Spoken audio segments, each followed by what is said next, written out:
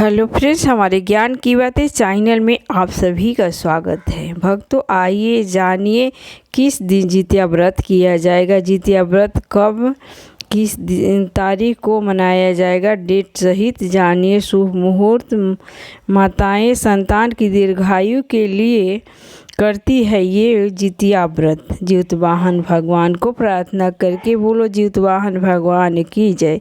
जितिया व्रत इस साल 25 सितंबर की बुधवार को रखा जाएगा और इस दिन महिलाएं अपनी संतान की दीर्घायु के लिए निर्जला व्रत करती है और भगवान जीतवाहन की पूजा करती है। भगवान जीतवाहन की व्रत कथा सुनने के बाद ही पूजा को संपन्न माना जाता है। जितिया व्रत बिहार, झारखंड और पूर्वी उत्तर प्रदेश में प्रमुख रूप से रखा जाता है। आइए इस व्रत का शुभ मुहूर्त, पूजा विधि के बारे में विस्तार से जानकारी ले। जीतवाहन भगवान की जय। जीतवाहन भगवान की जय। जीतपुत्री का व्रत यानी कि जितिया व्रत का हिंदू धर्म में खास महत्व माना जाता है। इस व्रत को महिलाएं अपने संतान की उम्र लंबा के लिए, दीर्घायु के लिए रखती है। यह व्रत बहुत ही कठिन व्रतों में से एक माना जाता है।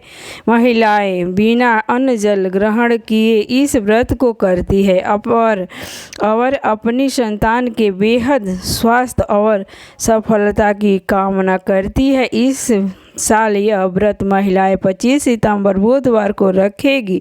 इस दिन महिलाएं निर्जल व्रत रख के भगवान जीतवाहन की विधि पूर्वक पूजा करती है। आइए आपको बताते हैं जितिया व्रत का महत्व, पूजा विधि, शुभ मुहूर्त और व्रत को रखने के लाभ जानिए पूरा विस्तार से।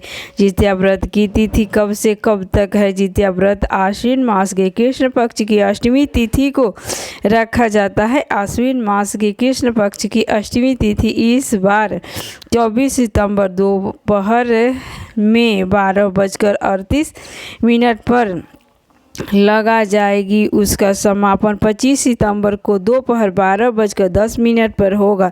जितिया का व्रत रखने वाले महिलाएं 25 सितंबर को पूरे दिन और पूरी रात व्रत रख के अगले दिन यानी कि 26 सितंबर को व्रत का पारण करेगी। इसका पारण शुभ मुहूर्त जानिए 4:35 से लेकर सुबह 5:23 तक इसका खास महत्व है पारण का।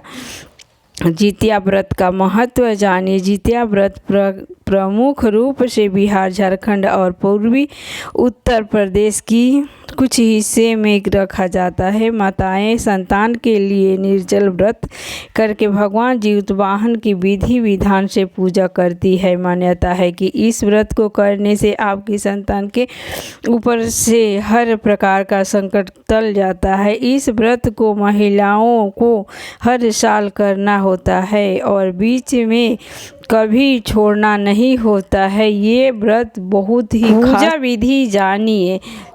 नहाए खाए के दिन, नहाए खाए 24 सितंबर को मनाया जाएगा। तो नहाए खाए के दिन स्त्री तालाब में या घर में कहीं भी मिट्टी से बाल धो करके अपने पितृलोक के निमित्त, जिसका सास नहीं है वो अपने केस से पानी गिराती है और जिसका सास है वो अपने बाल धो करके पोंछ लेती है। उसके बाद कहीं ओठगन बनाया जाता है, कहीं पुआ पूड़ी बनाया जाता है, वो बनाती है और नोनी के साग और झिंगनी की सब्जी बना करके चील्ही सियारिन को देने के लिए निकाल देती है। उसके बाद अपने स्वयं पारण करती है। सबसे पहले पूजा पाठ करने के बाद नोनी और झिंगनी लीला जाता है, निगल जाया जाता है खड़े खड़े। उसके बाद जो भी होता है दिन में खाया जाता है। अपने इच्छा के अनुसार सरगही करे, फल से करे, ठेकुआ पुआ जो भी बनाए आपको बनाना है, बना करके आप खाइए। ओठगन से कहीं पर ओठगन बनता है तो उस चीज़ से किया जाता है। उसके बाद सुबह 25 सितंबर को व्रत निर्जला व्रत रखा जाएगा। निर्जला व्रत रखने के बाद प्रदोष काल में कुश से जीतवाहन भगवान, गरुड़ भगवान बना करके पूजा किया जाता है। चिली सियारी बना करके पूजा किया जाता है। इस दिन विधि विधान से प्रदोष काल में माता जी का पूजा किया जाता है, दुर्गा जी की भी पूजा किया जाता है इस दिन। और ज्योत वाहन भगवान की कुशा से निर्मित प्रतिमा बना करके दीप, अक्षत, पुष्प, फल आदि अर्पित करने की फिर पूजा की जाती है। इसके साथ ही मिट्टी और गाय के गोबर से सियारिन चील की प्रतिमा बनाने जाती है। प्रतिमा बना करके उसके माथे पर लाल सिंदूर का टीका लगाया जाता है। पूजा संपन्न होने के बाद ज्योत वाहन भगवान की व्रत की कथा सुनी जाती है इस दिन। जानिए कथा कैसी है। ज्योत वाहन भगवान की जय। जितिया व्रत चील सियारिन की कथा। जितिया की कथा के अनुसार एक बार एक चील और एक मादा लोमड़ी नर्मदा नदी के पास हिमालय के जंगल में रहती थी। दोनों ने कुछ महिलाओं को पूजा करते और उपवास करते देखा और खुद भी इसे करने की कामना की। उपवास के दौरान लोमड़ी को बहुत भूख लग गई और वह जाकर चुपके से मरे हुए जानवर को खा लिया। दूसरी ओर चील ने पूरे संपन्न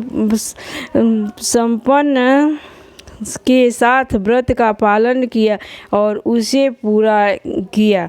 अगले जन्म में दोनों ने मनुष्य रूप में जन्म लिया। चील ने कई पुत्र हुए और वह अपनी जीवित रहे, लेकिन सियारिन के पुत्र होकर मर जाते थे। इससे बदले की भावना से उसने चील के बच्चे को कई बार मारने का प्रयास किया, लेकिन वह सफल नहीं हो पाई।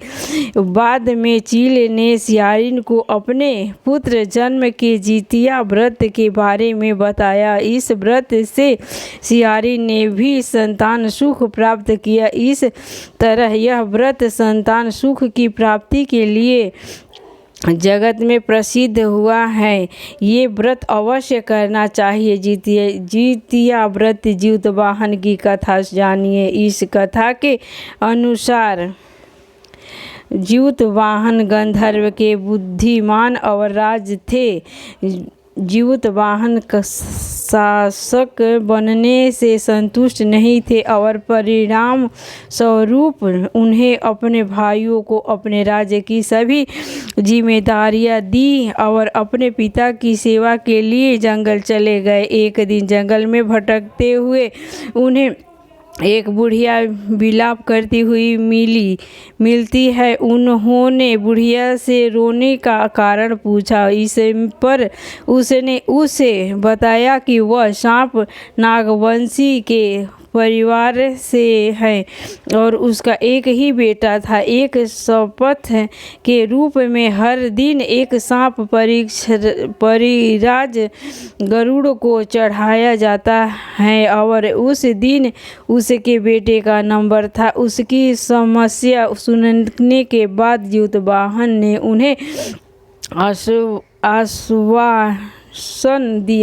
आश्वासन दिया कि वह उसके बेटे को जीवित पाकर लेकर जाएंगे। तब वह खुद गरुड़ का चारा बनने का विचार कर चट्टान पर लेट गए हैं। तब गरुड़ आता है और अपनी अंगुलियों से लाल कपड़े से ढके हुए ज्योत वाहन को पकड़कर चट्टान पर चढ़ जाता है। उसे हैरानी होती है कि जिसे उसे पकड़ा है वह कोई प्रतिक्रिया क्यों नहीं दे रहा है। तब वह ज्योत वाहन से उसके बारे में पूछा है। तब गरुड़ ज्योत वाहन की वीरता और परोपकार से संपन्न होकर सांपों से कोई और बलिदान नहीं देने का वादा करता है। मान्यता है कि तभी से ही